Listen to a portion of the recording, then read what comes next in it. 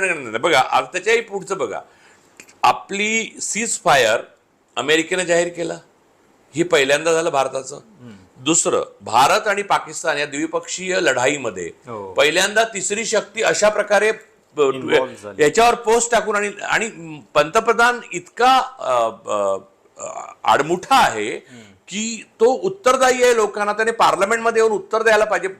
जवाहरलाल नेहरूंपासून मनमोहन सिंगांपर्यंत सर्वांची नाही, वाजपेयी तर आहेतच, म्हणजे त्यांच्यापासून यांच्यापर्यंत सगळ्यांची यथेच्छ निंदा आरएसएसच्या ट्रोल्सनी आणि आरएसएसने केली. या सगळ्यांनी आपल्या विरोधकांना म्हणजे भाजप आणि जनसंघाच्या लोकांना शब्दाला मान देऊन स्पेशल सेशन बोलवून आपले विजय आणि पराभव दोन्ही संसदेत मांडलेत. त्यात झालेलं नुकसान आणि फायदा.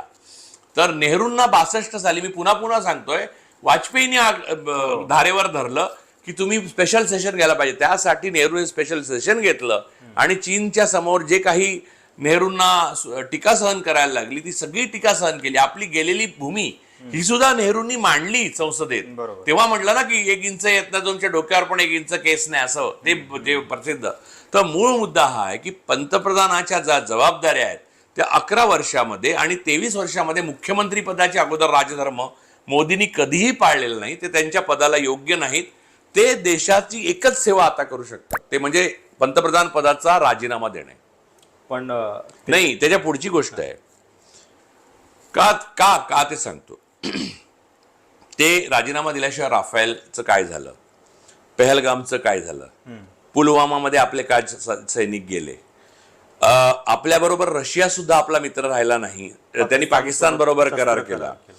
युद्धामध्ये युद्ध सुरू झाल्यावर तुर्कीपासून ते या आपल्या तुर्कीपासून चीनपर्यंत पासून अझरबैजान पासून मलेशियापर्यंत प्रोएक्टिव्हली सगळे पाकिस्तान बरोबर उभे राहिले. पहिल्यांदाच पाकिस्तानने विजय साजरा केल्यावर 48 तासाने आपण त्या धक्क्यातनं बाहेर आलो आणि विजयाचा प्रोपागंडा साजरा करायला लागलो, विजय नाही.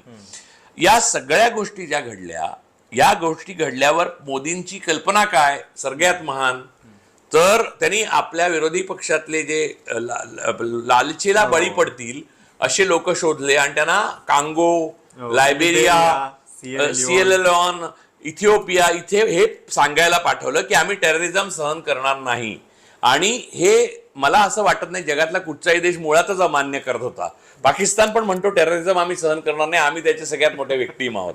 पहिली गोष्ट. दुसरी गोष्ट, तिथे जाऊन हे लोक कोणाला भेटले तर तिथला डायस्पोरा आणि अत्यंत त्रियम वगैरे दर्जाचे अधिकारी. शशी थरूर मोठे अमेरिकेला गेले, कोणाला